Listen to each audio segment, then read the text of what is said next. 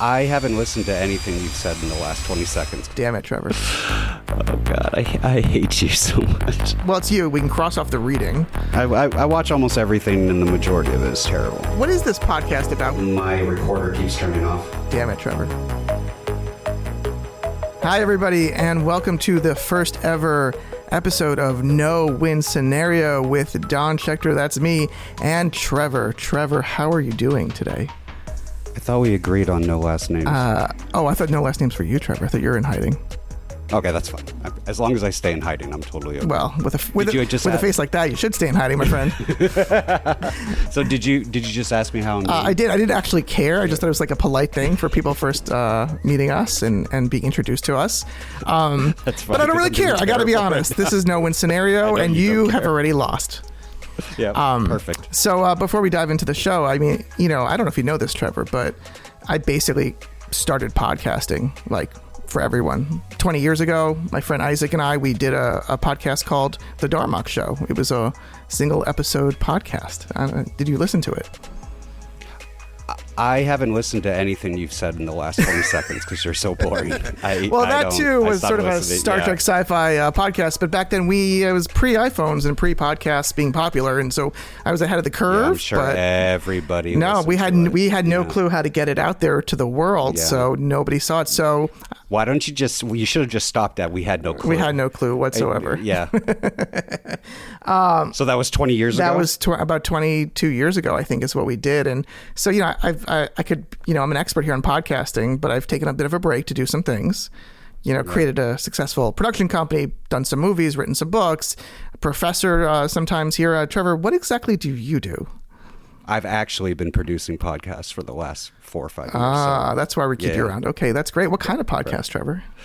I produce a mental health podcast for they're one of the big mental health facilities in the world. So I do video production. I do all sorts of digital media production for them. Well, now I feel, and that is, I was going to say, now I feel bad making fun of you because that's actually really good work. Because, I don't know if you remember this, but you once worked for me for a summer. What was that like? It was terrible. It was terrible. Yes. But I hate your dog. I love your dog, but I hate my dog your is 14-year-old and still kicking and amazing and loud. Shout out to Cassidy, the cockapoo. Listen, in retrospect, I wasn't that great of an employee. I would just kill myself over every edit. And Dawn would just be sweating me over my shoulder and going, who cares? Just get it out. The client's not going to know. And the thing is, as much as him saying that irritated me, he is right. Well, you know what? This is not, Trevor, a podcast about your fledgling career, although you're probably in your late 40s at this point. But this is in fact, what is this podcast about? We should really tell people what No Win Scenario is about. So what is our podcast about?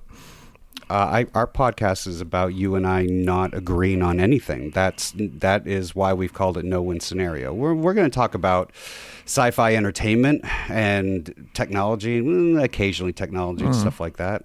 This basically all came out of you and I fighting constantly over Picard season 3. Well, not even that. I've been trying to get you to watch Babylon 5 for most of my adult life and some of your life. Yeah. Right. And what happened when I tried to get you? We'll talk about that later, I'm sure. Stay tuned for that, everybody. Shocking turn of events later when I did actually watch something Trevor asked. But we'll talk about in our podcast series here. He's never watched anything. Star Trek, maybe some Star Wars if we're bored. Babylon 5, Firefly, Dune. We'll so many good things. You oh my godding on Dune? That is shocking. I thought you loved Dune. I love the Villeneuve Dune, but I don't love the David Lynch Dune, and I love Lynch. Lynch is one of my all-time favorite filmmakers, and Twin Peaks is like my favorite franchise of all time. It's just I have a little issue with Dune, and that makes it more insufferable when I'm sitting next to you in a movie theater. And we watched a really bad print of the original one, but it was what a great movie. You're 5 years old. What a great movie! This is the greatest piece of cinema. The new one just left out so many. I mean, it added a lot. We'll get into it, and that's one of the things that everyone, our listener, will hear in future episodes. We'll do some deep dives into shows. We'll do some rewatching and commentary. We'll fight over specific episodes. We'll fight over everything. Well, I think we can agree on something, but we haven't found that yet. So maybe we'll figure it out. We have not found that yet. And shockingly, we do have some structure to our shows, which we'll get to in a little bit. But, let's go back to, this podcast is very mostly science fiction heavy. And again, no win scenario. So you're saying it's solely because we don't agree. That's why we came to this name pretty quickly. Is it solely this? Well, because I have other theories. I think we come at entertainment and art in two different directions. I'm a little older, a lot older. I prefer my entertainment to have an auteur's voice.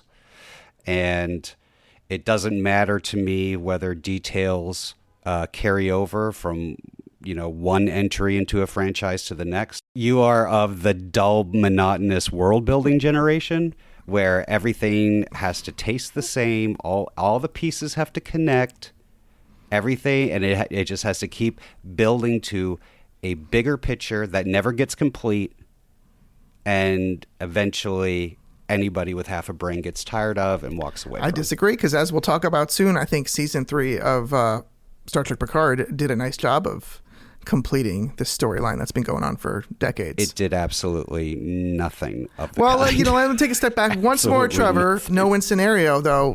What does that remind you of, that name?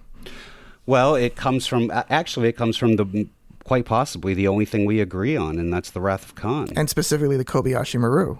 The Kobayashi Maru. Right, the no-win scenario that was such a big part of that. But and again, as I get older... Yeah, please.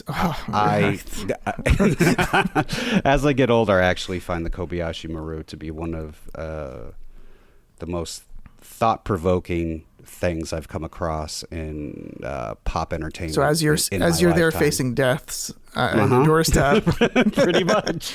So I've got some bad news for you, Trevor. It dawned on me that we agreed to this very quickly. I too love Star Trek 2, so maybe there is something that we agree on, even though I don't think it aged as well as you might think it aged. You're insane. But I do in fact love it. And I think there's a ton of parallels between Star Trek 2 and season 3. The last episode, I should say, the last generation of Picard. Season 3 of Picard. I do think there's a lot of parallels.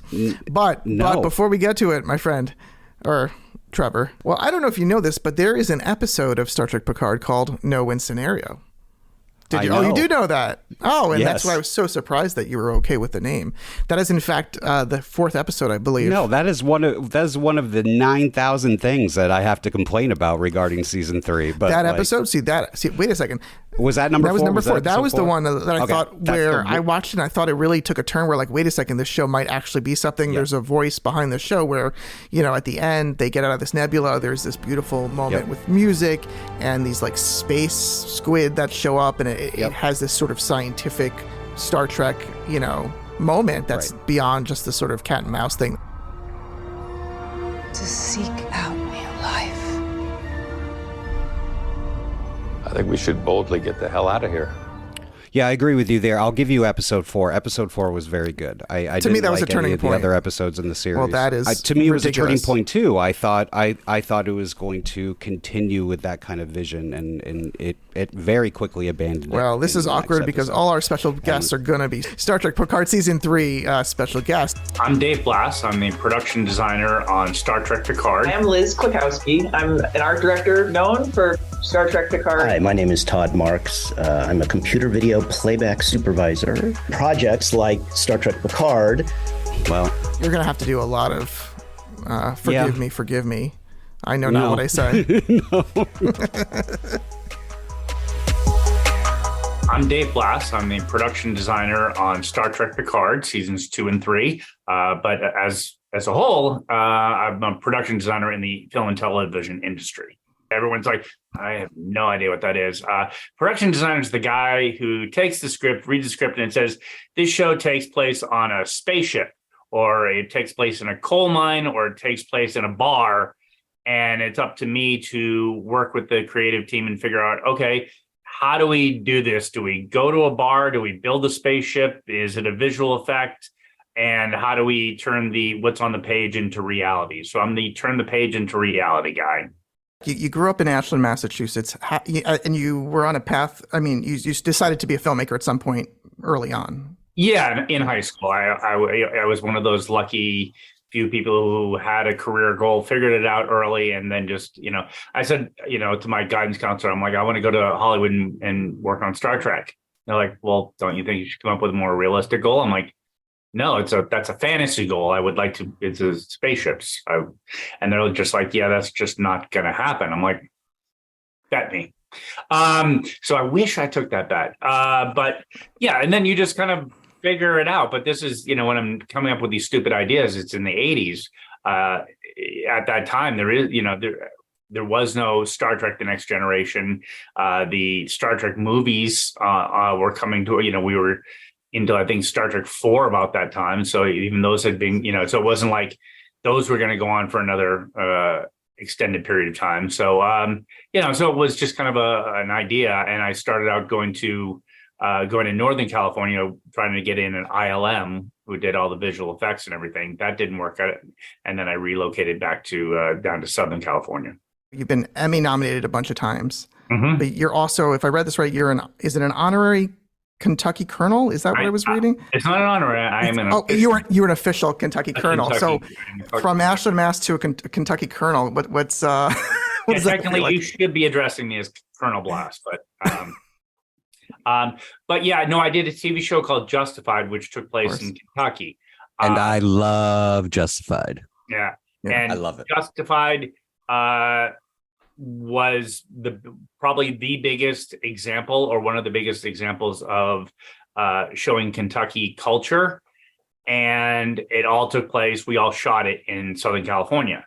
So not one frame was ever shot in Kentucky. However, the people of Kentucky saw the show and what I did with the show and recreating the hollers and the feeling of Appalachia, and they felt that it was representative of their culture, and the fact that we went the extra mile to try and replicate not just the pretend we're in Kentucky. It's like, no, we're trying to replicate the nuance and the whole style of things. And I think that there's a very negative connotation to the term hillbilly, and that's kind of pejorative for these people. And once, I've spent a lot of time in the hollers of Kentucky, and once you get to know these people and you understand them and how challenging their lives have been over decades, it really showcases how they live. And that's what I try to do with my design work. And the folks from Harlan, Kentucky, it's a real town,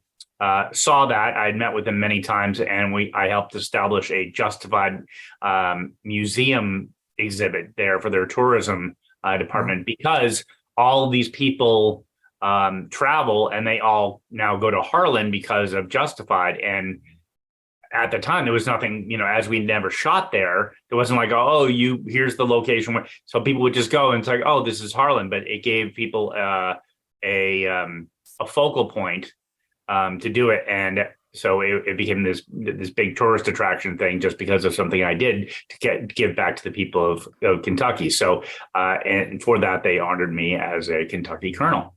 It's amazing. And so you were nominated for 2 Emmys, correct? Yeah, art direction and production. 3 for that. So 3 Emmys. was each time losing to Game of Thrones, so don't bring that up. Talk about mental health. It's like literally, I'm gonna, it's like when I go crazy, it'll be no, and it's like, yeah. Well, I know this isn't the equivalent of an Emmy, but Justified is way better than Game of Thrones. Yeah, that's what I say too. Yeah. I'm not a fan of Game of Thrones. This is maybe a tough question, but so those Emmy nominations and that work, has that been so far the highlight of your professional career, or has it been wrapping up Picard recently? Or wrapping up Picard, definitely. Yeah. I mean, it's everything, because I mean, literally, it was the arc of my career was where I started out to go do Star Trek, and then actually, it is my teachers weren't wrong when they said it's impossible. What I did was impossible when you realize that when I started out, only 3 other people had designed Star Trek, or 4, I think 4 at that point. But so it was like to sit there and say, oh, you're choosing a career path where only 4 people have ever done it before. And you're a kid and you don't realize, the adults are supposed to go, okay, that's just not, it's like saying, I want to be in the Beatles, or, it's like, I want to be, but Yeah, so to actually then end up on Star Trek, getting the opportunity not only to